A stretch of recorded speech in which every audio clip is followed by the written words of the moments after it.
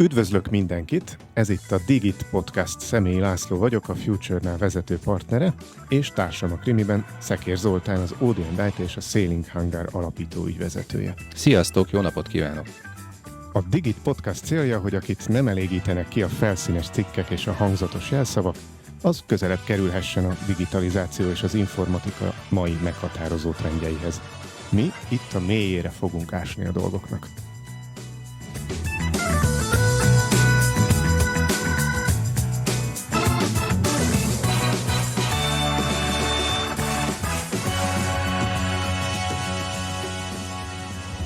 Ez itt a Digit Podcast, és majd különleges történetnek ásunk a mélyére. Mint kutató tagja vagyok az Óbudai Egyetem Innováció Menedzsment doktori iskolájának, és mint Future-nál ügyvezető tagja vagyok a Magyar Innovációs Szövetség választmányának, és ezért nagyon nagy öröm nekem, hogy ma itt vagytok. Alapító műsorvezető társam Zoli első szóra kötélnek át, hogy meghívjunk benneteket. Amikor még évelején felvetettem, hogy ajánljunk fel egy adást az idei innovációs nagydíj majdani győztesének. Fábri után szabadon, ha Monteverest a hegymászás csimborasszolja, akkor az innovációs nagydíj az biztos, hogy az innováció menedzsmentnek a csimborasszolja. Vajon hogyan ér fel valaki innovációban a csúcsra? Azért ez egy kemény kérdés. És kell ehhez digitalizálni, ami meg egy kicsit ilyen háttérkérdés. A Digit Podcast mai vendégei dr. Folk Balázs, az Aegis hatóanyagfejlesztési igazgatója, és dr. Spacér Miklós, az Aegis IT fejlesztési osztályvezetője, aki amúgy digitalizációért is felel, ha jól tudom. Köszöntünk benneteket a stúdióban. Köszöntjük mi is a hallgatókat. Mi is köszöntjük a hallgatókat, és örülünk, hogy az Aegist képviselhetjük ezen a fórumon is. Sziasztok! Mielőtt bevisszünk benneteket a sűrűjébe, kezdjük az elején. Balázs is és Miklós is kereken negyedszázada dolgoznak az Aegisnél. Már azóta ismeritek egymást? Igen. Igen, kutatóvegyészként, amikor elkezdtem dolgozni a kutatási kémiai kutatáson, Miklós volt az IT támogatója a kutatási igazgatóságnak. Ilyen módon segítette a mi munkánkat is, és az első években egymáshoz egész közel egy épületben is dolgoztunk. Mi a feladatotok az Aegisben, és hogyan kerültetek kapcsolatba az innovációs témákkal? Én jelenleg hatóanyagfejlesztési igazgatóként a gyógyszerhatóanyagok technológiai fejlesztésért vagyok felelős laborszinttől egészen a majdani üzemi gyártóeljárásig, és az ehhez tartozó analitikai fejlesztésért, de korábban az első éveimben friss diplomásként, kutatóvegyészként dolgoztam, és tulajdonképpen ott találkoztam először a feltalálással, az innovációval. Miklós? Hát én már jó pár éve vezetem az IT fejlesztési osztályt, és körülbelül egy éve került hozzám a digitalizációs technológiai csapatnak az irányítása. És hát ugye az információtechnológia, illetve a digitalizációs technológia azért az manapság óhatatlanul összekapcsolódik az innovációval, még hogyha nyilván ugye az Aegis, mint gyógyszergyár nem feltétlenül az informatika vagy a digitalizációs innováció a legfőbb tevékenysége, de hát erőnközmérten próbáljuk támogatni nyilván az üzletmenetet. Azért azt hadd kérdezzem meg tőletek, hogy az informatikára mennyire vagytok ráutalva? Tehát, hogy így 2024-ben hány százalékos része a végeredménynek, hogy ebben a gyártás, a folyamatok és egyáltalán az innovációnak hány százalékát támogatja maga az informatika? Tudjátok-e? Ez is egy kérdés. Nem, hát ez számomra egy nehéz kérdés. Én magam azt gondolom, hogy nagyon jelentős mértékben támogat minket az informatika. Sajnos vagy nem sajnos az Aegis informatika folyamatosan segítségünkre van, már olyan értelemben mondom, hogy sajnos, hogy ezáltal az én informatikai edukáltságom önmagában azt hiszem, hogy nem feltétlenül nőtt, speciális területeken nőtt nyilván az elmúlt években, hiszen értelemszerűen 10 éve nem tudtam mi az, hogy digitalizáció vagy mesterséges intelligencia, de már mondjuk egy Windowsos problémának a beállítása, aminek nekifutottam volna egyetemistaként egyedül, és megcsináltam volna valószínűleg magam is, most úgy néz ki, hogy akkor hívom a helpdesket, és megoldják, mert ha ők megoldják 3 perc alatt, nekem meg 23 percig tartana, akkor hát nem tudom, hosszú távon lehet, hogy jobb lenne 23 percet befektetni, de akkor rövid távon célszerűbbnek tűnik a minél gyorsabb és célszerűbb megoldást választani. Nem, tehát ilyen adataink konkrétan nincsenek, hogy az informatika mennyi, vagy informatikai tevékenység mennyivel járul hozzá a cég eredményességéhez. Ugye azokat szeretjük hallani mindig, amikor azt mondják, hogy hát a kortevékenységek ideig, óráig tudnak működni informatika nélkül, és hogyha 4 óránál hosszabb a leállás, akkor már hát azért komoly problémák vannak. Ez egyfelől örömteli, másfelől meg igen komoly felelősséggel is jár, ez egyértelmű.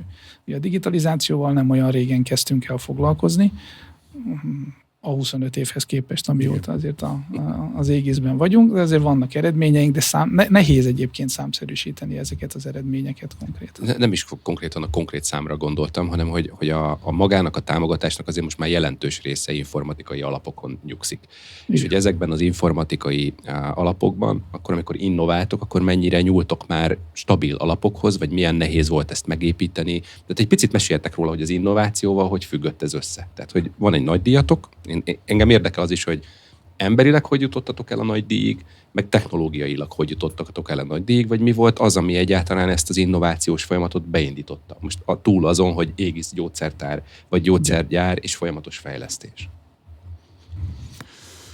Összetett kérdések. Innovációs nagydíj alapja mindenképpen innovatív tevékenység, szabadalmi bejelentések, fejlesztésben rejlő innováció, de azért azt kell, hogy mondjam, hogy az innovációs nagydíj, amelyet idén márciusban elnyertünk, az olyan termékeken alapul, amelyek már a 2010-es évek végén, vagy illetve két terméken, a 2010-es évek közepén, illetve 2020-ban piacra került terméken alapul, és azért figyelembe véve, hogy a digitalizációval intézményesített módon 2018-ban kezdett el az égész foglalkozni, tehát akkor volt az időpont, amikor a top management zászlajára tűzte azt, hogy mi a digitalizációt beépítjük a mindennapjainkban, amikor egy világméretű profi céggel együttműködve a stratégiába is bekerült a digitalizáció, tehát lényegében a 2018-as intézményesített módon elkezdődő digitalizáció az innovációs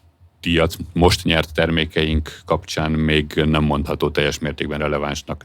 De hogyha tágabban értelmezem, az informatikát nézem, mert ugye az informatika inkább így tetted fel a kérdést, nem digitalizáció. Mind a kettőt szeretném megkérdezni. Hát a digitalizáció és az informatika is érdekes, és tök érdekes az, hogy látjátok ezt. Tehát volt egy olyan cég, aki azt mondta az összes IT-sra, aki digitalizált, hogy informatikus, tehát, hogy van egy sapka, amiből nem biztos, hogy ki lehet jönni, és ezért kérdezem, hogy egy gyógyszergyár esetén hogy látjátok ti belülről? Tehát ugye egy fejlesztésért felelsz, az innovációkat magába a termékbe innoválod be. 2018 volt az a pillanat, amikor a menedzsment az ászlajára tűzte, és most 2024 van, és gyakorlatilag eltelt annyi év, amikor a 2010-hez tartozó, általad megfogalmazott, és remélem jól idézem vissza, kezdtek el az innovációs nagydíjhoz hozzásegíteni, és 2018-szal párhuzamosan elindult egy új gondolkodás. És én ebben szeretnék egy picit tőletek információt, véleményt, látásmódot is, ha megengeditek, kérni. Hadd egészítsem ki Zoli kérdését. Ugye a hallgatóink tudják, hogy a Digit Podcastban mélyére ásunk a dolgoknak, tehát hogy itt pont ezért vannak ilyen összetett mondatok, meg kérdések. Ugye az ÉGISZ már nyert egyszer innovációs nagydíjat, azt azért mondjuk el, hogy ez a duplázás volt az idén, mert 2011-ben is megkapta egy másik esetben, és azt is fontos ismerni, hogy a Magyar Innovációs Nagydíj az nem önmagában terméket értékel, hanem termék értékesítést is értékel, és akkor lehet elnyerni, hogyha az árbevételben ez látszik, hogy ez egy nagy dolog. Ez egy piacon megmérettetett, és a piac által megfizetett innováció. És hát az is egy érdekes kérdés, hogy ha már 11-ben is nyert, amikor még sehol nem volt, ez a típusú digitalizáció, amiről itt már évek óta beszélgetünk, meg most is nyert, akkor vajon ugyanúgy nyerte meg akkor, vagy azért kellett hozzá fejlődni, hozzátette, vagy még nem tett hozzá ez a digitalizáció, tehát én így is értem, és mind a kettő igaz. Beszélgetünk. Tehát ugye dilemma van a cégvezető tulajdonosoknak a fejében, hogy innováljunk az informatikába. Ez most fontos, hogy most nem az ÉGISZ-ről beszélek, hanem általános kérdés a magyar piacon, a vezetők fejében, hogy meddig érdemes az informatikára költeni, meg mennyit már nem éri meg. Ahhoz, hogy például egy ilyen innovációs nagydíjban legyen szerepe, vagy ne legyen szerepe, van-e szerepe, nincs szerepe. Jó? Tehát, hogy minden, ami elhangzott, az önállóan is lehet egy gondolat, összetetten is lehet egy gondolat, és csak úgy szeretnélek benneteket inspirálni különböző ilyen kérdésekkel. Valóban másodszor nyertük el az innovációs nagydíjat. Én azért hozzátenném, hogy 10 alkalommal nyertünk innovációs díjat az elmúlt 30 évben, és ezek közül 2 nagy díj volt, a másik 8 úgymond sima díj, de mi azokra is büszkék vagyunk majdnem ugyanannyira. Teljes joggal. 1992 volt az első innovációs díjunk, amikor a digitalizáció szót szerintem még senki nem használta. Akkor még az innováció. Még IT is csak, hogy is a módjával volt. Tehát ebből látszik, hogy az innovációs díj ilyen értelemben most még nem függ össze szorosan a digitalizációval, de az informatikával azért igen, és akkor itt most egy korábbi kérdésre reflektálva, én nem tudom konkrétan meghúzni a definíciószerűen a határvonalat az informatika meg a digitalizáció között.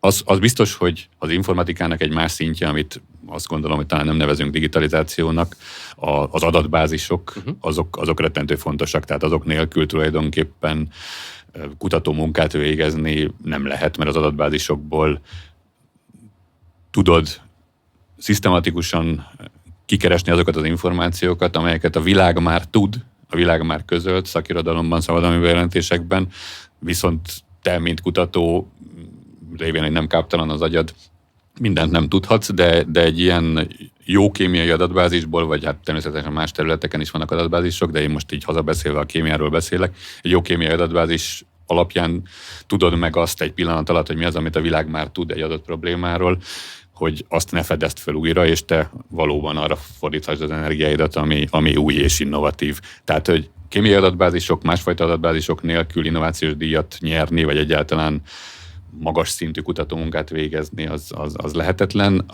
Mesterséges intelligencia nélkül mindez ideig lehetett még innovációs nagydíjat nyerni, lehet, hogy néhány év múlva már lehetetlen lesz, de egyelőre még az említett okok miatt azt mondom, hogy a mostani díjunk és mondjuk a mesterséges intelligencia között szoros összefüggést felfedezni biztos nem lehet.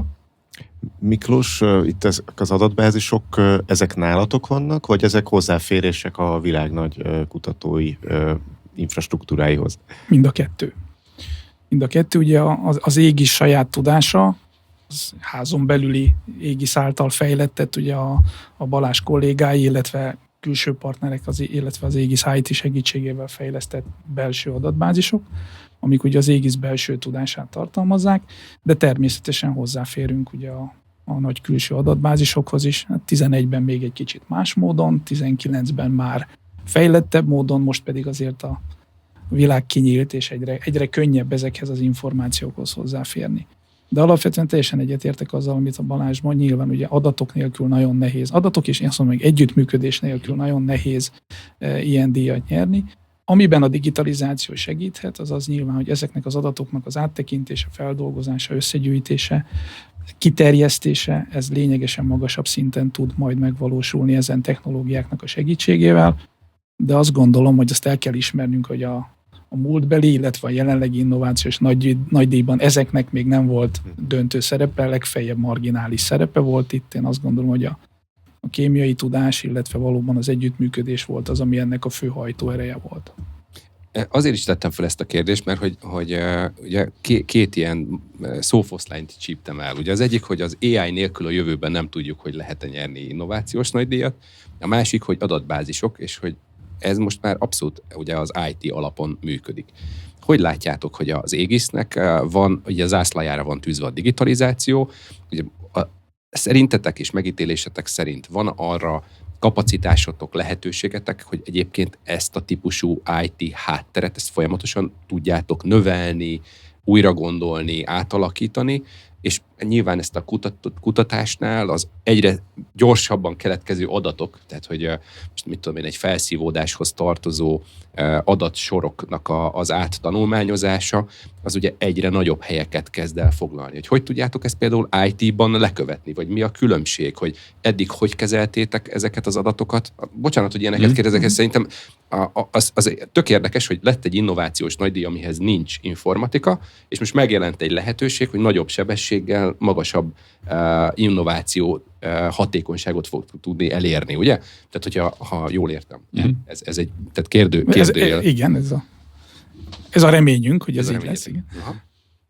Hát a múlt az Excel, a jövő, vagy jelen jövő, meg okos labor mondjuk, hogy akkor egyszerűen fogalmazzam, de most az egyik digitalizációs fejlesztésünk a sok közül, amely 2018 óta megvalósult az Aegisnél, az arra alapul, hogy egy bizonyos típusú reaktort, amely gyógyszerhatanyagok kristályosítására, tehát szilárd formában történő kinyerésére szolgál, szenzorokkal láttunk el. Ugye eddig mondjuk egy reaktorba be volt illesztve egy hőmérő, meg egy fordulat, meg egy keverő, aminek a fordulat számát lehetett szabályozni, de mondjuk már visszacsatolás adott esetben nem is volt róla, meg egy zavarosságmérő berendezés, meg mondjuk egy szintjelző, de ez 4 különböző gyártótól származó eszköz volt, semmilyen módon nem kommunikáltak egymással, és lényegében egy laborfüzet, meg egy technikus Volt az interfész. Volt az interfész, aki a saját meggyőződése szerint rögzítette a fontosnak tűnő adatokat. Ugye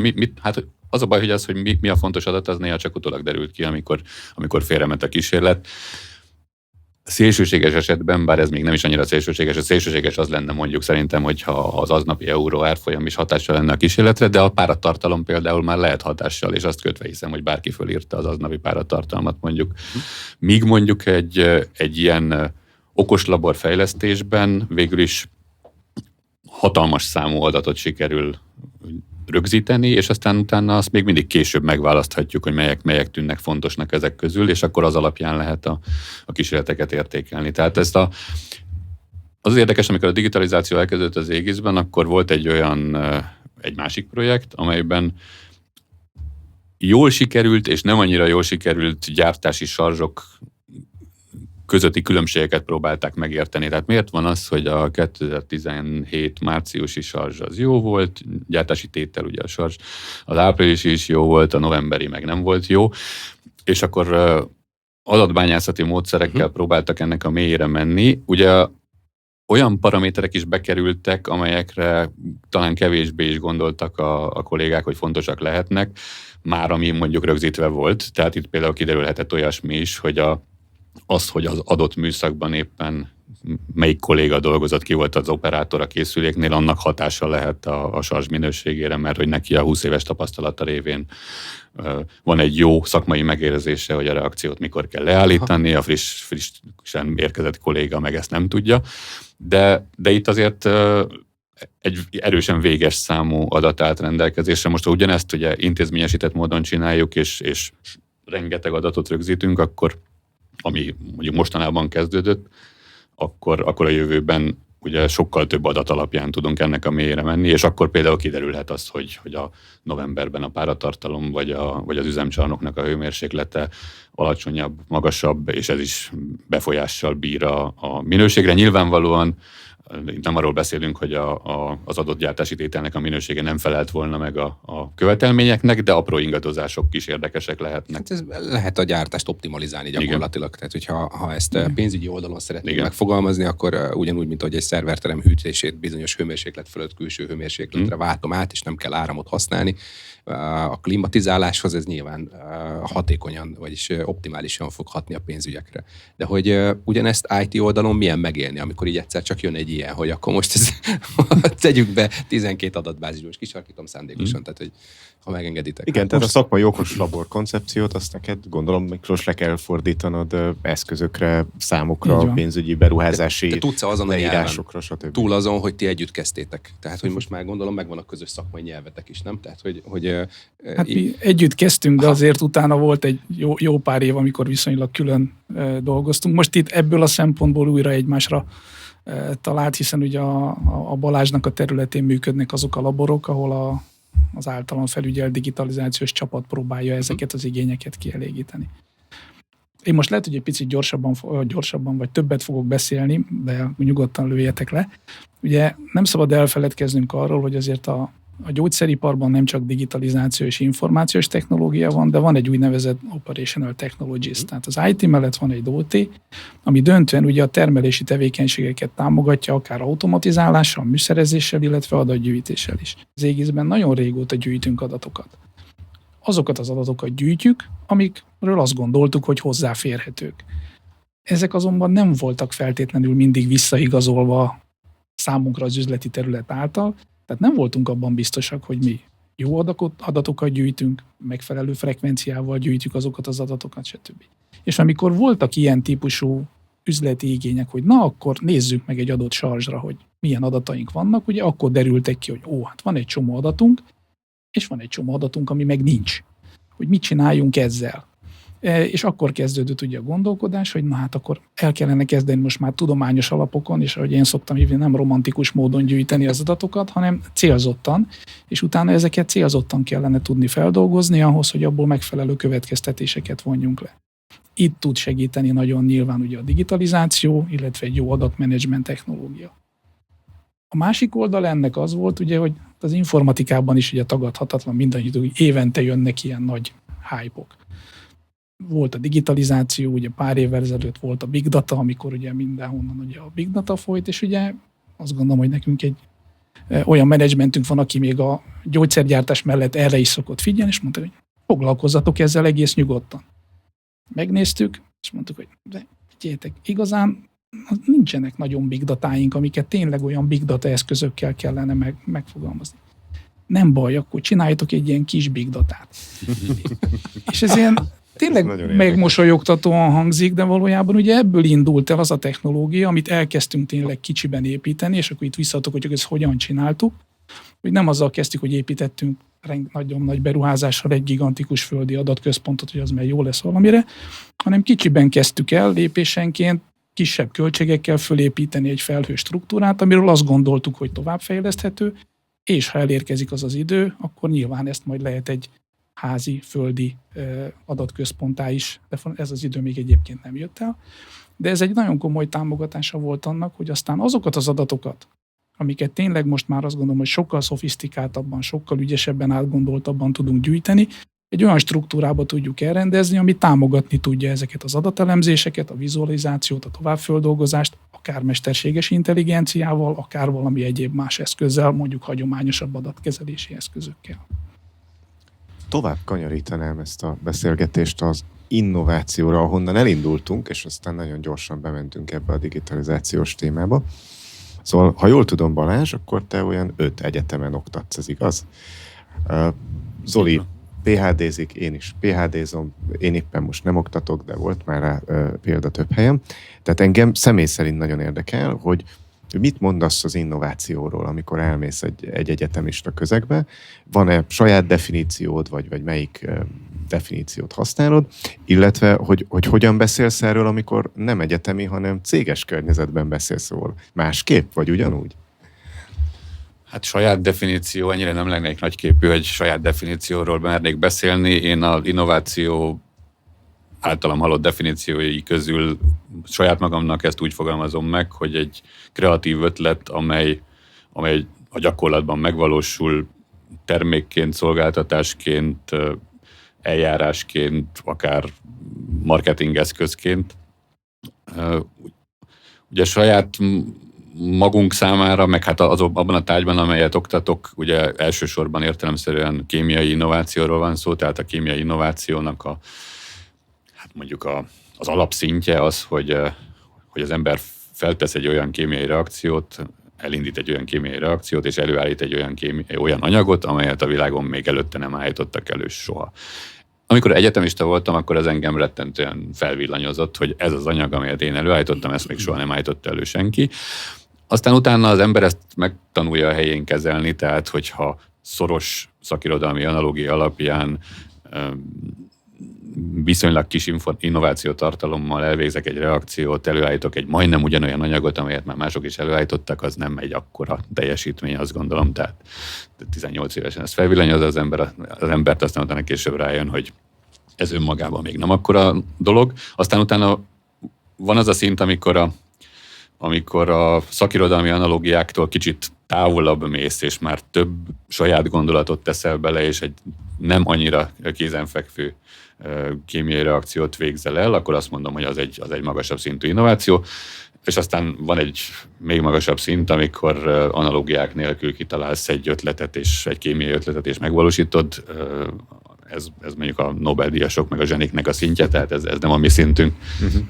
És akkor vannak ugye ezek a szerencsevezérelt dolgok is, amikor amikor... VD40 megszületik. Hát igen, Vagy elvégzi egy reakciót, amelyet nem is kellene feltenned, és aztán utána sikeres lesz. Ugye erről szól is egy ilyen műegyetemi anekdota 70-es évekből, amikor az egyik kolléga föltett egy reakciót, sikeres lett, és a másik mondta neki, hogy ha tudnád a kémiát, ezt a reakciót föl se tetted volna. Tehát, hogy annyira váratlan volt, hogy az sikeres lett, de hát nyilván ilyenekre is szükség van. Tehát a kémiai innováció ugye számomra a legkézenfekvőbb, amely mivel kutatóvegyészként is ugye találkoztam, meg hát talán ugye hozzá is tettem valamit. Aztán utána vezetőként, hát vagy félig-meddig aktív részeseként, vagy szemlélőjeként azért láttam itt az egészben, hogy a gépészeti, informatikai, gyógyszerformulációs témájú innovációkat is. Egyébként azt mindenképp meg kell említenem, hogy az innovációs nagydíjaink azért ez a legfrissebb innovációs nagydíjunk kémiai innovációt is tartalmazott, de ez alapvetően azért inkább gyógyszerformulációs innováció adta a győzelemnek, vagy a díj elnyerésének az alapját. Nem mellesleg egyébként a hatalmas árbevétel mellett, amelyet említettél, mert most álszenteskedhetünk is, de valójában a pályázati kiírásban egyetlen egy dolog van vastag betűvel kiemelve, a nagy árbevétel, tehát hogy mik a bírálatnak a szempontjai, úgyhogy itt akármekkora innovációt is megvalósíthat egy adott cég, hogyha nem tartozik hozzá valami érzékelhető árbevétel, akkor innovációs díjat nem fog vele nyerni. Nagyon érdekes, amit mondasz itt a kémiai anyagkutatási dolgokról. Nekem személyesen meggyőződésem, hogy azokat az évtizedeket éljük, amikor az anyagtechnológiai fejlődés a leggyorsabb, úgy valószínűleg előtte is lehet, hogy utána se lesz ilyen gyors, pont azért, mert új eszközökkel tudunk dolgozni.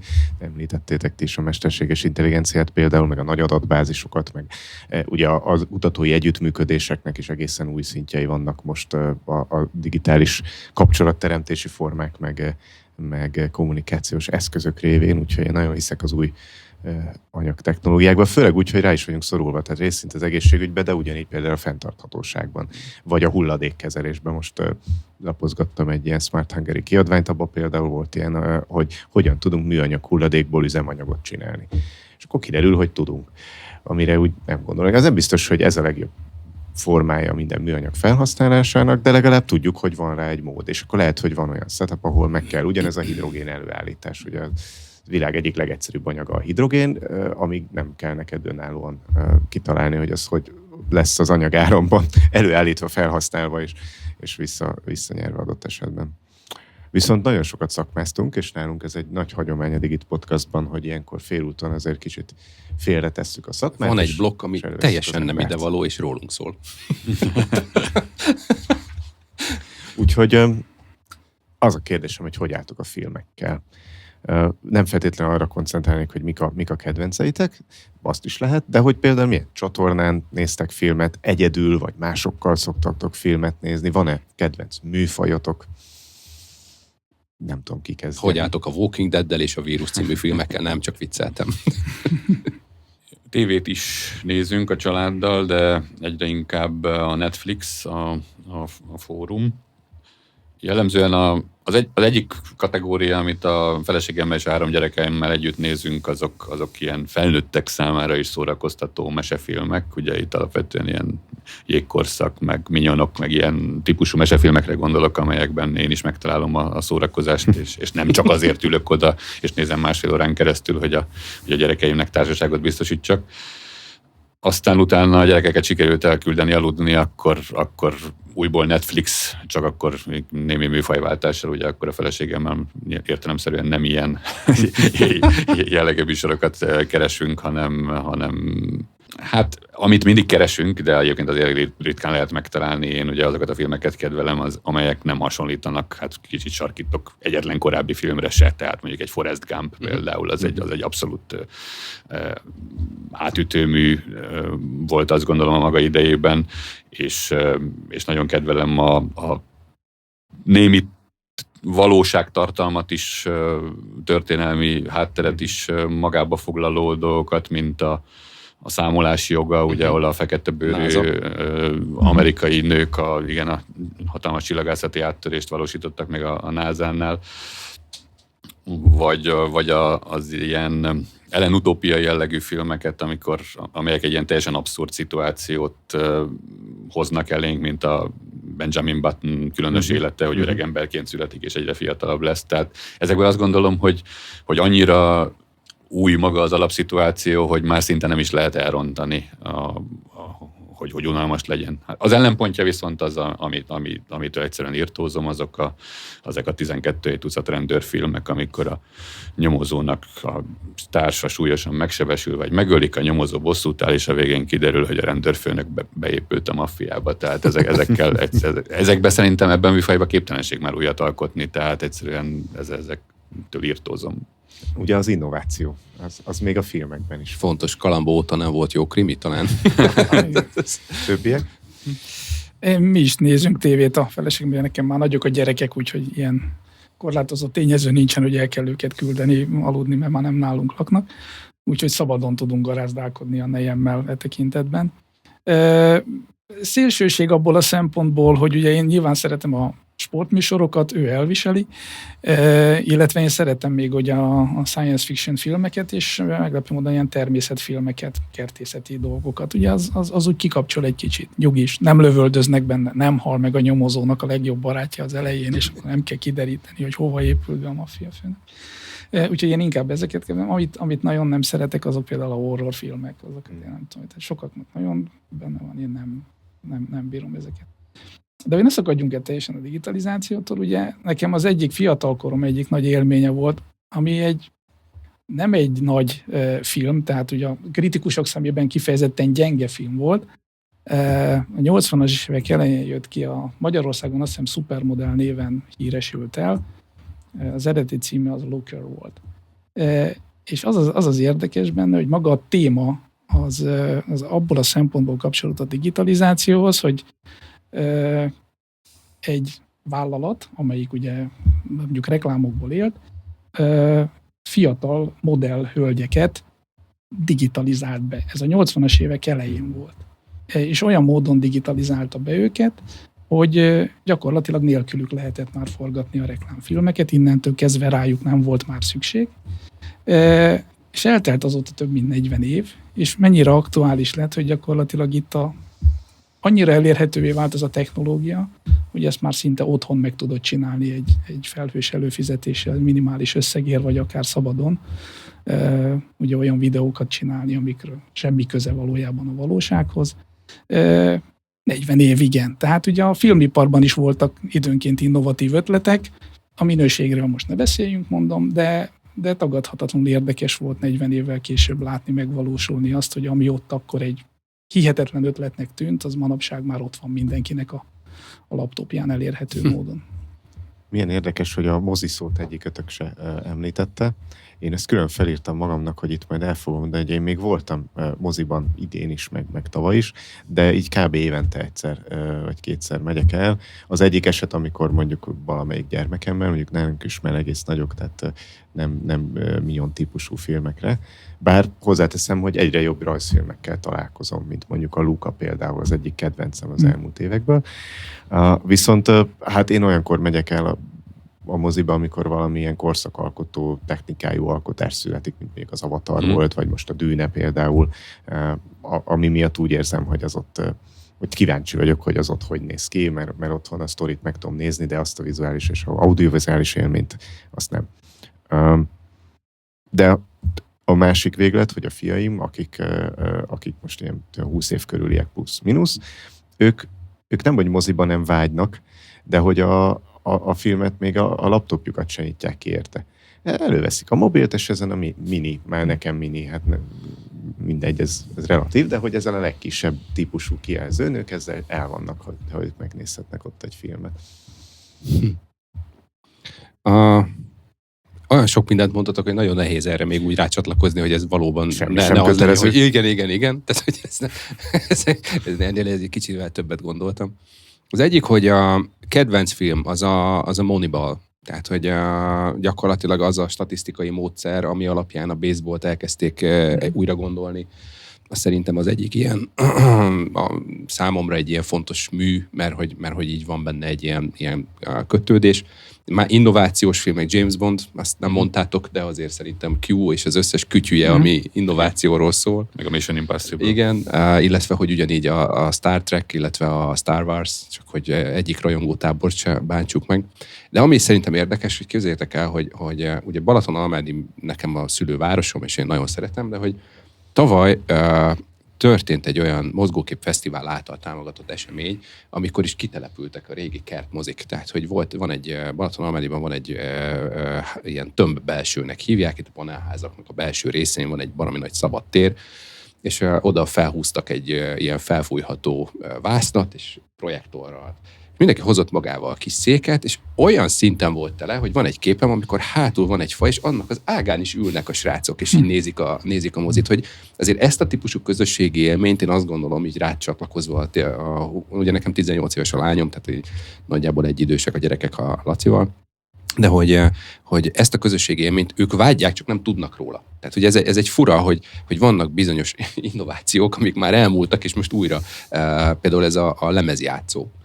Hogy ugye MP3 lejátszó, Discman, meg Walkman, ugye ez nagyjából a mi korosztályunkat lefedi és értjük, aztán így ezek eltűntek, mert ilyen különböző listák lettek, de hogy azért most ismét előjött, hogy de mi ez, hogy ez a lemezjátszó, és hogy így tű, ugye itt a audiotechnikának az egyik portfóliójában hány milliós az a tű? Nem tudom hány milliós, de már az, hogy már az is sok.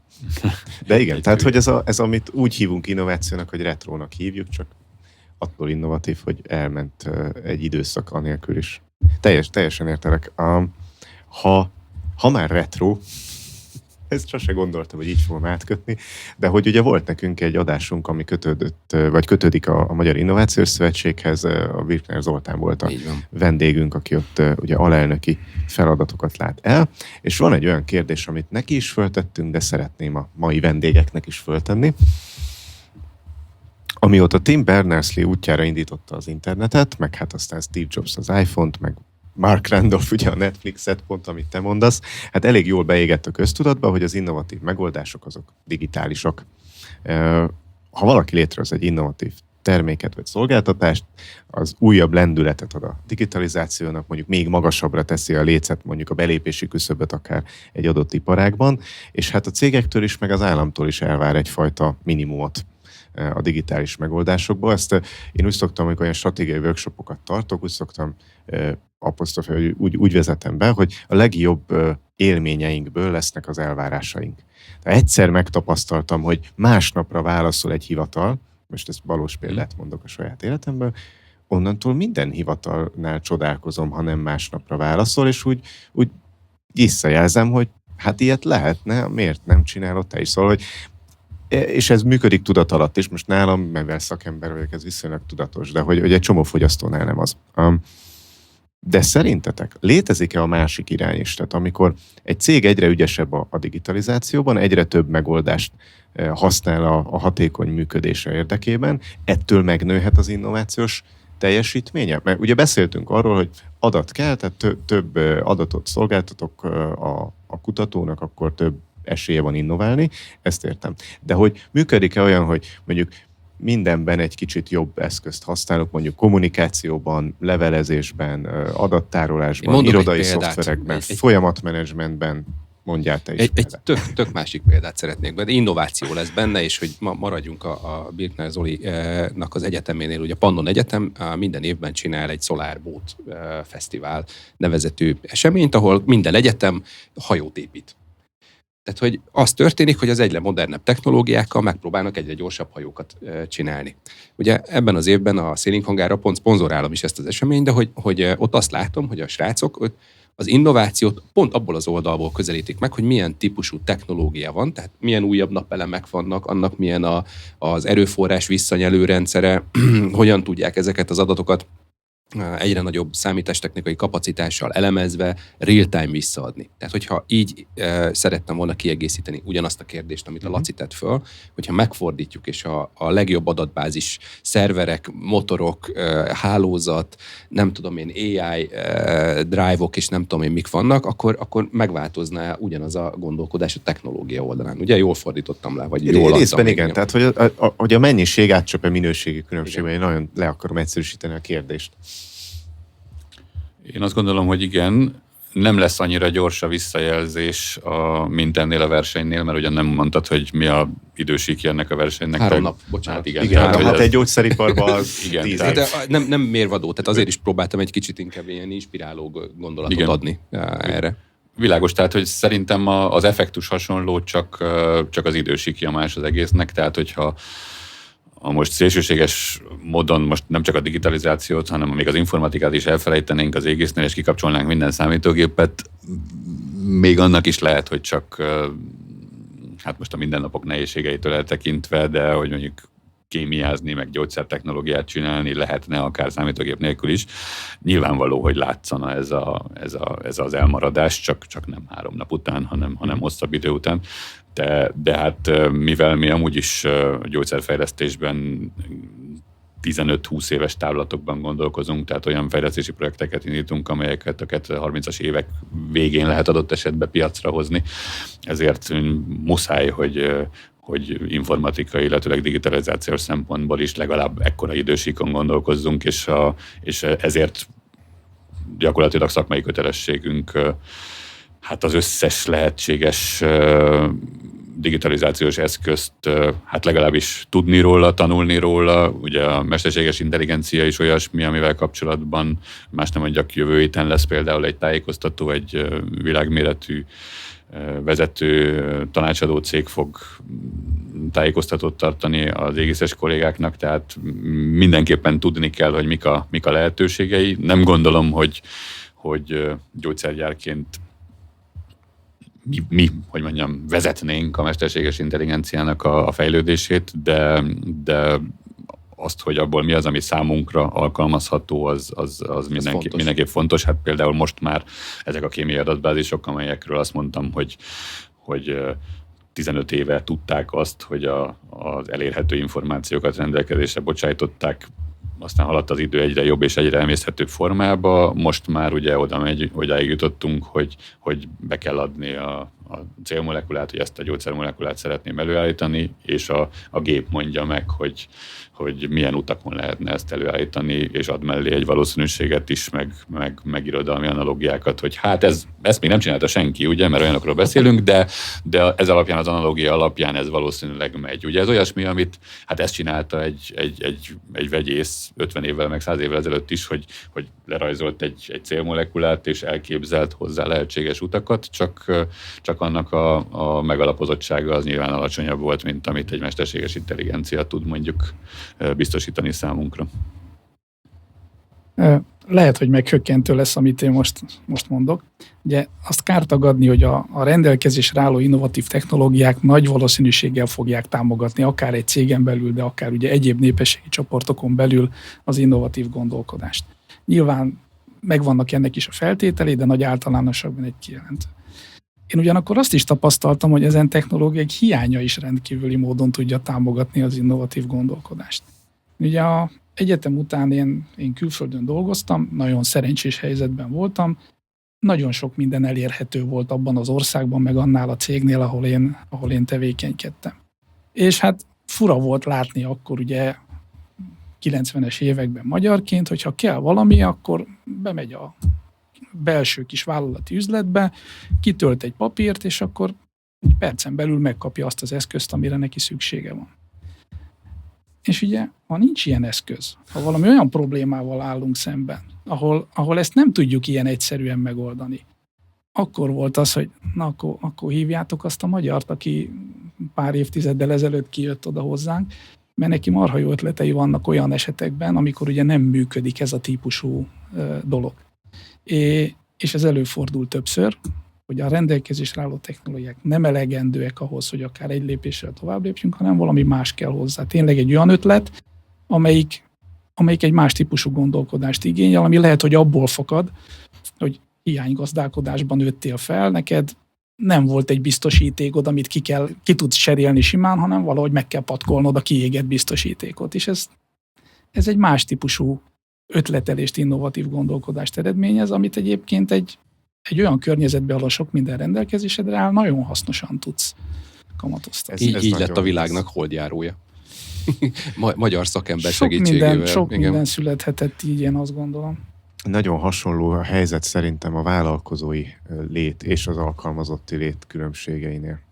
Legalábbis a saját tapasztalatom, meg néhány ilyen vállalkozói kurzus is, amin átmentem, ezt nem tudom, az entrepreneurship angol egy kicsit más, mint a vállalkozói, de értsétek jól. Tehát, hogy amikor te egy nagy cég alkalmazottja vagy, szabályozott folyamatok vannak, adnak laptopot, adnak mindenféle eszközt, akkor úgy eléggé könnyű elkényelmesedni, meg biztonságérzeted van, meg nincs ez nagyon nehéz egyébként nagyvállalatban, kíváncsi vagyok az égiszes tapasztalataitokra, de hogy a legtöbb kollégám különböző nagy cégeknél azért arra panaszkodik, hogy nagyon nehéz megteremteni az alkalmazotti körben egyfajta ez a sense of urgency, ez magyarul talán egy ilyen jó értelembe vett félelem, egy ilyen sürgető érzést, hogy na most alkotnunk, tevékenykednünk, innoválnunk, vagy szállítanunk kell az eredményeket. Mert hogy úgy megvan az a tapasztalat, hogy ha szállítom, ha nem, azért az irodát fűtik, a laptop az működik, a fizetés meg megjön. És nehéz azt mondani, hogy nem jön meg, mert az meg munkajogi kérdés is egyben. Szóval nekem ez a vállalkozói létet juttatja eszembe, ahol kicsit hasonló módon szükség van az emberek kreativitására, és nem véletlen, hogy egyébként egész sok sikeres magyar vállalkozót ismerünk, aki erre az irányra lépett. Ellenben nagyon nehéz alkalmazottból vállalkozóvá válni. Hogyha korábban tényleg csak abban a közegben mozogtál, hát akkor nagyon sok pofon vár. Nekem legalábbis ez a tapasztalatom. De ha már így az égiszes tapasztalatok felé mentünk, még egy tapasztalat érdekelne itt az innovációs nagydíj kapcsán, hogy milyen képzések támogatják nálatok ezt a fajta magas teljesítményt az innovációs munkában? Mert ugye ez tényleg egy folyamat, messziről nézve, hát itt egy tök jó gyógyszer, vagy egy gyógyszergyártási új eljárás, rengeteg árbevétel lett belőle, biztos volt egy ötlet, és akkor kifejlett. De hogy az élet az ennél sokkal bonyolultabb valószínűleg házon belül is, tehát hogy sok ember sokféle munkája, újrakezdése, zsákutcája és új büdzsékérése van mögötte. Hogyan készítitek fel a kollégákat erre? Vagy hogyan adjuk át az egyik projekt tapasztalatait a másik projektbe? Igen. A probléma, amelyet el lehet követni, az tényleg ez a szegregáltság, hogy a kolléga szenved a saját műszaki problémájával, legyen ez bármilyen jellegű, és ezt a szenvedését vagy a dilemmáit nem osztja meg senkivel, még a szomszédszobában dolgozókkal sem, tehát nyilván ez egy szélsőséges eset, hogyha már a folyosón dolgozókkal sem beszélget, de ennek is vannak intézményesített módjai, ugye akár az egyetemi kutatóhelyeken alkalmazott 10 órakor közösen teázunk, kávézunk, és mindenki elhozza a saját problémáját, ha akarja, akkor fölírja egy flipchartra, vagy csak elmondja a többieknek, és addig, amíg elfogy a kávé meg a te, addig a többiek igen, hozzáteszik a saját gondolataikat, tehát ez is egy működő módszer az egész egyes szervezeti egységeinél. Nem mondom, hogy ez kötelező, meg azt sem mondom, hogy mindenhol működik, de szerintem kutatási területen például kifejezetten előnyös, szerintem amúgy más területeken is előnyös lenne. Ilyen előadói fórumok is nálunk azt segítik, hogy az adott kolléga hát mondjuk jobbára sikeres projektjeiről, elvégzett feladatairól beszámol, megosztja a többiekkel, és akkor a többiek ugye tanulnak belőle, visszakérdeznek, ez további gondolatokat generál, meg van hagyományosan egy előadó versenyünk is az égiszben, ahol tényleg a legkülönbözőbb területek versengenek egymással, tehát egy gépész kolléga, egy minőségbiztosítóval, meg egy kutatóval, és ezeknek a zsűrinek a feladata, hogy összehasonlítsa tulajdonképpen, hogy melyik előadás, vagy melyik sikertörténetben látja a legnagyobb innovációt, legjelentősebb innovációt. Még itt talán említést érdemel az is, hogy ezen az előadó versenyünkön a jó pár éven keresztül a digitalizációhoz való kötődés az adott témáknak, az pluszpontokat jelentett a zsűri részéről, tehát hogy ezzel is próbálta a vállalatvezetés erősíteni a digitalizációnak a jelenlétét. Itt már előre haladott állapotban levő vagy befejezett dolgokról számolt be az adott kolléga. Az lehet, hogy egy viszonylag egyszerűbb ilyen lean típusú gondolat volt, hogy akkor a munkafolyamatokat úgy egyszerűsítettem, hogy 648 munkaórát spóroltam meg az adott szervezeti egységen, és akkor ezt felszorzom, és akkor ez nem tudom, 3.600.000 forint megtakarítás, de adott esetben lehetett egy 2 éves szervezeti egységeken átívelő 150 emberi kollégáját igénylő gyógyszerfejlesztési projekt, vagy annak egy része is. Hát ezért is volt nehéz a zsűrinek a feladat, hogy összehasonlítani az egyes hát ilyen értelemben pályaműveket, adott esetben egy műszakos dolgozó a éjszakai műszakban elgondolkozott azon, hogy ezt miért nem inkább így csináljuk, és ő ezzel pályázott, ott nyilván nem voltak milliárdos árbevételek mögötte, de hát helyén kell értékelni, hogy neki az adott szituációban erre volt lehetősége, és az adott szituációban ez a felismerés, ez lehet, hogy jelentősebb, mint az, hogy egyébként kutató kollégák, akiknek a munkaköri kötelességük az, hogy kutassanak, meg gyógyszert fejlesztenek, erre tulajdonképpen mondhatja más, hogy Istenem, hát kifejeztetek egy gyógyszert, ezért kapjátok a fizetést. Az a nehéz egyébként, hogy nem lehet tudni, és nagyon tök jó volt ezt hallani, hogy van cégen belül egy ilyen típusú működés, hogy inspirálódva különböző területek megmutatják egymásnak egyébként, hogy mit csinálnak. Tehát ugye voltam én olyan gyártócégnél, ahol egy gyártási helyhez tartozó anyagtárolás megváltoztatása miatt majdnem csődbe ment a cég.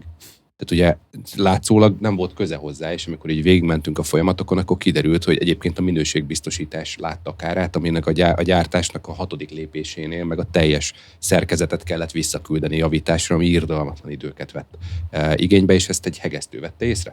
Tehát, hogy ugye az érdekes, hogy a cégen belül megvan-e az a kommunikációs, meg szervezeti kultúra, ugye, de hogy ez a digitalizálódó szervezet és digitális szervezeti kultúra, ez, hogyha így inspirálva van, és a vezetők ebből a szempontból segítik ezt a típusú működést, akkor megszületett egy innovációs központ is cégen belül, legalábbis én most ezt...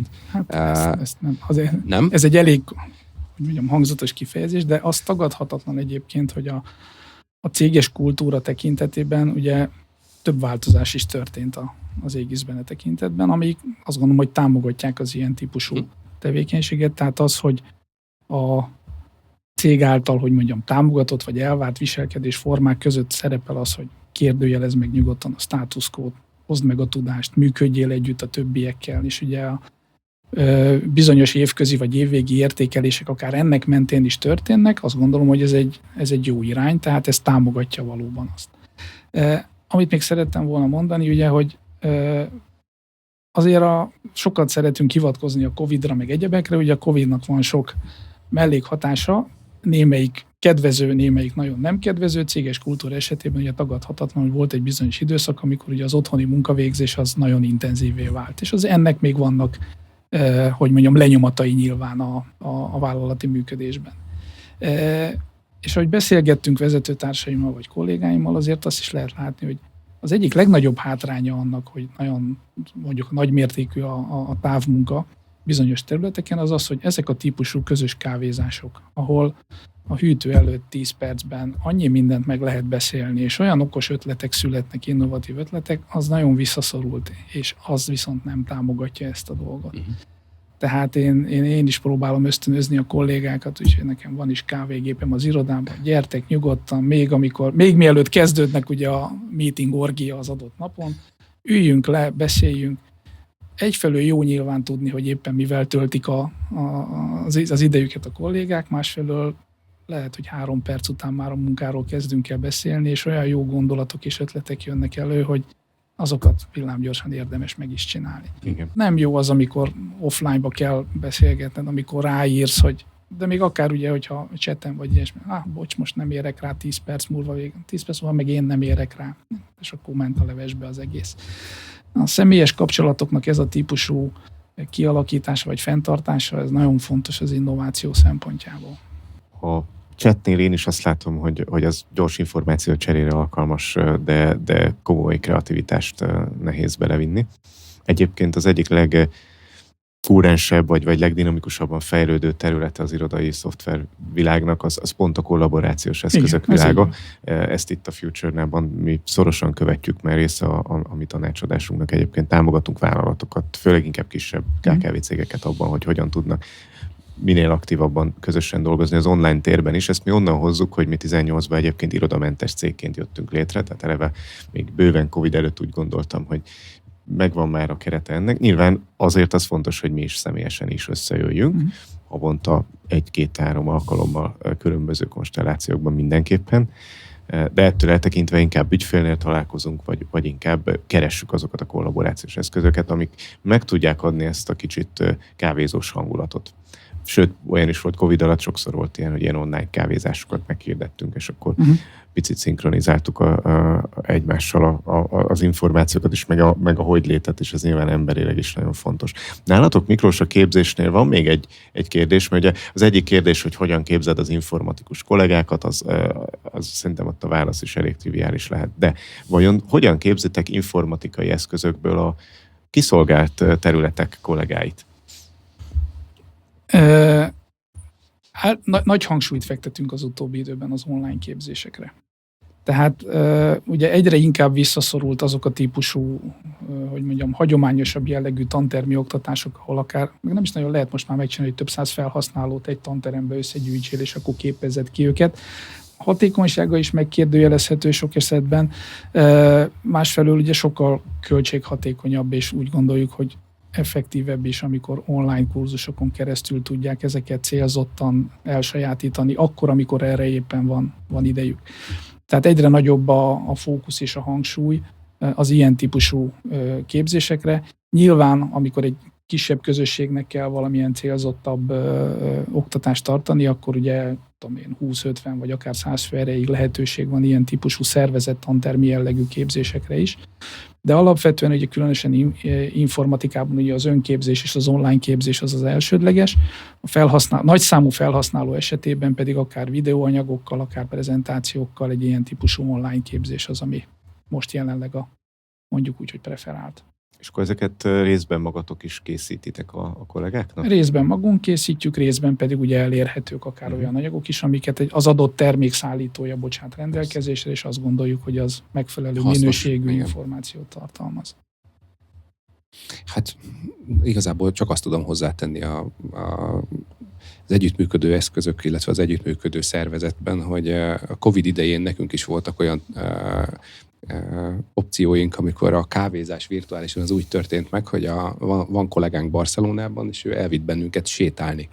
Tehát, hogy felvette a maszkot, Sagrada Familiát körülmutatta, és miközben mi tartottuk a meetinget, és akkor megvoltak ilyen tematikus napok voltak, hogy szóval, erről fogunk beszélni, teljesen ilyen ad-hoc jelleggel. Szerverfrissítés Barcelonával.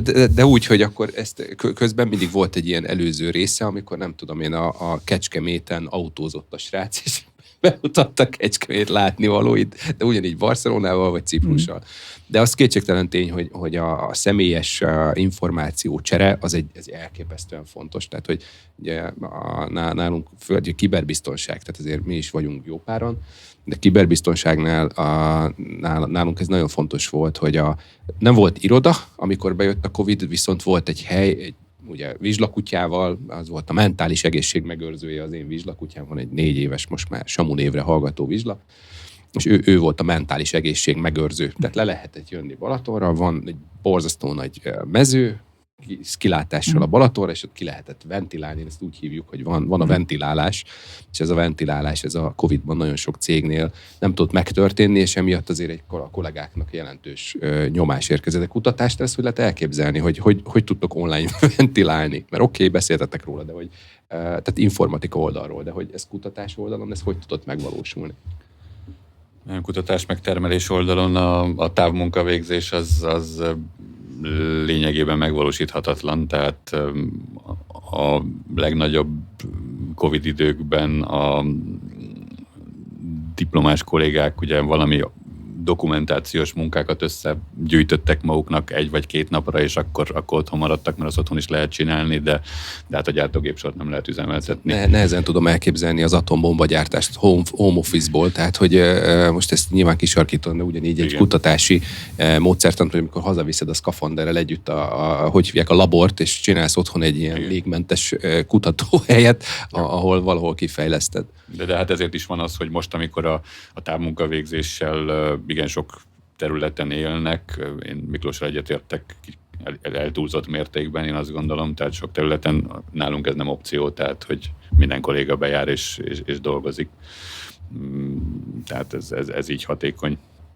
És én is azt gondolom, hogy olyan területeken, amelyek mondjuk teljes mértékben dokumentációs terület, és tényleg azt lehet mondani, hogy minden feltétel adott elvileg az otthoni munkavégzéshez, többet veszítünk azért ezzel a távmunkával, mint amennyit nyerünk azzal, hogy kevesebb íróasztalra van szükség, meg kevesebb számítógépre van szükség, tehát hogy azok a kollégák, hogyha benn vannak és beszélgetnek egymással, akkor az nagyobb értéket teremt.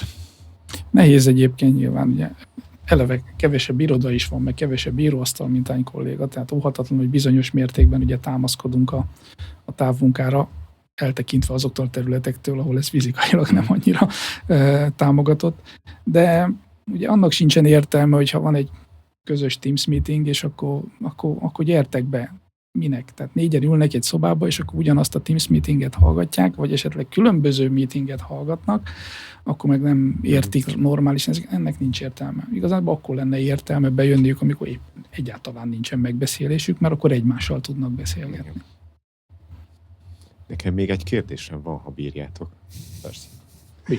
Ugye említetted, Balázs, hogy 10-15 éves időtávon zajlanak az innovációk a gyógyszeriparban, és időről időre felmerül egyébként szakmai körökben is, meg úgy összehasonlítva különböző iparágak innovációs teljesítményét, potenciáját, módszertanát, hogy vannak olyan iparágak, ahol meg hónapok alatt zajlik ugyanez, vagy legfeljebb néhány év alatt, és hogy ugye ennek az egyik eleme az a tudás generálásnak a képessége, sebessége, hogy mennyi idő alatt tudom lekutatni, meg mennyi időt tudom átgondolni, kidolgozni, nem tudom. Ha már megvan valami prototípus, mennyi idő alatt tudom felskálázni, de a másik oldala meg nyilván a szabályozás.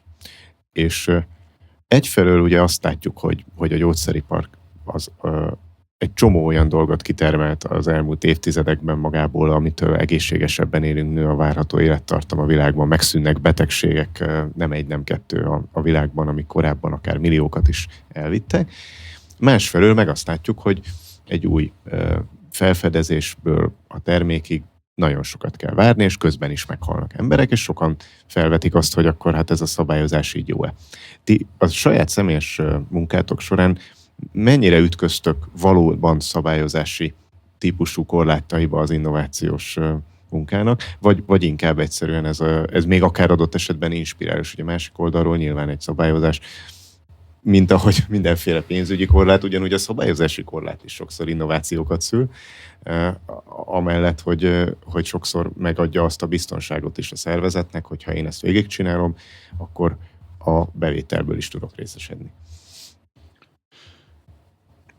Igen, hát a gyógyszeripar valóban egy rettentően szabályozott iparág, ennek értelemszerűen megvannak az okai, hogy mellékhatásoktól lehetőleg mentes gyógyszereket biztosítsunk ugye a betegek számára.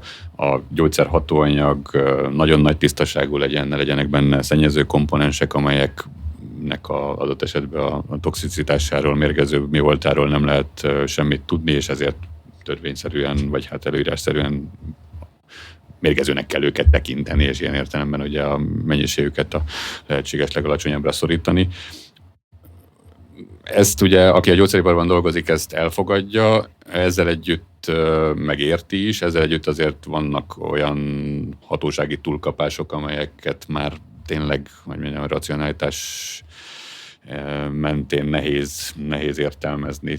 Tehát, hogy más nem mondjak, hogy olyan szennyezőknek a mennyiségét kell minimálisra szorítani, és olyan egészen alacsonyra szorítani, amiről tudod, hogy egy szelet füstölt sonkával úgyis a 100-szorosát fogja levinni a szervezetébe a beteg, vagy tisztított vizet használni a technológia során, mikor úgyis tudod, hogy csapvízzel, kútvízzel, mit tudom én, milyen vízzel fogja a végén bevenni azt a gyógyszert. Tehát, hogy te leviszel valamit egy mennyiséget X-re, miközben tudod, hogy 100X-et fog belőle a páciens más úton belélegezni, megenni, meginni. Ez versenyképességi kérdés is, nem? Tehát, hogy itt azért van különbség a világban, különböző piacokon a szabályozás, meg a hatóságok figyelme szempontjából, nem? Van, természetesen például arab országokban sertés eredetű gyógyszeripari segédanyagokat nem lehet használni, tehát vannak ilyen japán piacon tisztább hatóanyagot várnak el, mint a világ többi részén, tehát hogy vannak ilyen különbségek. Versenyképesség tekintetében azért nem annyira drasztikus szerintem a kérdés, mert az összes kompetitornak a versenyképességét is csökkentik mondjuk ezek a hatósági szabályozások, tehát most van egy ilyen kedvenc téma, egy bizonyos típusú szennyezőnek az eliminálása a gyógyszertermékekből, ez 2018-19-ben lett felkapott ügy, és azóta a világ összes gyógyszergyára ezen szenved. Meggyőződésem, hogy globálisan nézve teljesen fölöslegesen, tehát hogy egészen biztos vagyok benne, hogy amikor ezzel a problémával foglalkozunk mi az égízbe szerdán 12 óra 30 perckor, akkor még van 50 cég a világon, akik ugyanezzel foglalkoznak. Tehát, hogy összességében ez egy össztársadalmi veszteség, de versenyképesség tekintetében mondhatjuk, hogy közömbös, mert ők is szenvednek, mi is szenvedünk, akkor mindenkinek ugyanolyan mértékben okoz károkat, hogy végső soron van-e értelme, azt nem tudom, de azt is értem valamennyire, hogy ilyen globális megoldást azért nehéz találni, tehát hogy nincs az a fórum, aki azt mondja, hogy akkor ahelyett, hogy ti is ezen törpöltök, meg a másik cég is ezen gondolkozik, ezért osszátok meg egymással a gondolataitokat, azt meg nem nagyon lehet, mert hát végig versenytársakról beszélünk. Ez egy érdekes kérdés. Akárhová megyek most az elmúlt 1-2 évben, innovációmenedzsment konferencia, Vivatech Expo, bármi ilyesmi, az Open Innovation az nagyon-nagyon forró téma, nagyon sokan más iparágakban is, de ebben az iparágban is, például a Sanofinál is, amikor kint voltam Párizsban, ott az ő standjukon is ez egy blokk volt, nem csak egy előadás, hogy ők hogyan tudnak együtt dolgozni külső felekkel, akár más cégekkel, hogyan lehet oda bekerülni ebbe a Sanofi csoportos munkába, nem tudom szebben magyarul fogalmazni. Szóval, hogy nálatok is van erre irányultság, pont ezért, amit mondasz, hogy hatékonyabban és gyorsabban megugorjátok ezeket a szabályozói előírásokat, vagy ti a belső erőforrásokból gazdálkodtok?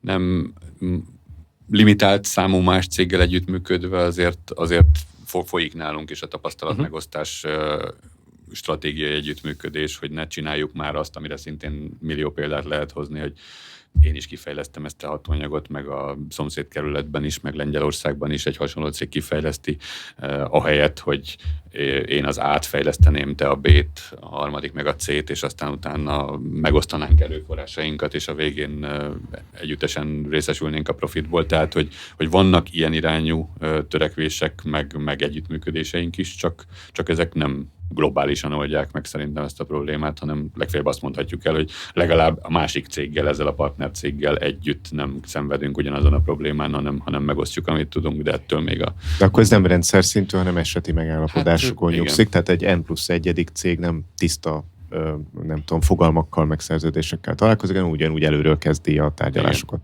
Én ezzel nem azt mondom, hogy nincsenek olyan hatósági törekvések, néha azért vannak, hogy az Európai Gyógyszerügynökség együttesen próbálja kezelni például azokat a gyógyszereket, amelyek ellátásbiztonsági problémával fenyegetnek, tehát hogy csak Európai Unión kívüli beszállítójuk van például, akkor vannak ilyen össze-európai törekvések arra, hogy ezt valahogy globálisan oldjuk meg, de nem minden szituációban, tehát például ennek az említett szennyezőnek az üldözésében ott lényegében minden cég magára van hagyatva. Vannak egyébként ilyen gyógyszergyárak fölött átívelő együttműködések, de ezek nem feltétlenül önkéntesen, hogy a gyógyszergyárak összeálltak, és akkor mi akarunk valamit csinálni. Lehet, hogy ilyen is van, de kevesebb. De vannak olyan nagyobb hatósági szabályozási változások, amikor igenis akár a hatóság, akár egy a gyógyszeripar fölött álló szervezet próbál meg kialakítani egy konszenzust. Ugye az egyik ilyen jó példa volt, hogy pár évvel ezelőtt volt az elhíresült úgynevezett serializációs probléma, hogy minden vényköteles terméket egyedi kétdimenziós kóddal kell ellátni, és egy adatbázisba föltölteni, és ezt ugye a patikákban ellenőrizni, hogy egészen biztosan ugye nem hamisított gyógyszer jut el a betegekhez. Erre azt gondolom, hogy egy viszonylag jó együttműködés alakult ki a gyógyszergyárak között azért, hogy egyáltalán hogyan értelmezzük és hogyan lehet normálisan megfelelni ennek a szabályozásnak.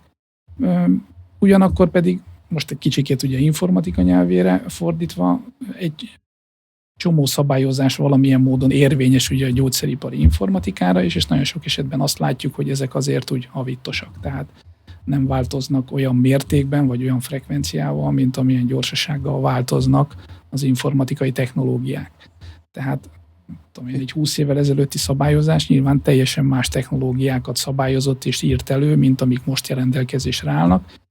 És ilyenkor tényleg vakarni kell az embernek a fejét, hogy hogyan tudja ezeket a technológiákat megfeleltetni egy 20 évvel ezelőtti állapotnak, és nagyon sokszor ez nagyon tág az értelmezés. Ugye a pénzügyi meg a KKV-k világában ugye ezek a szabályozások ezek mindig kicsivel tovább mutatnak, mert most itt van a NIS 2, amit lehet szidni, meg nem lehet szidni.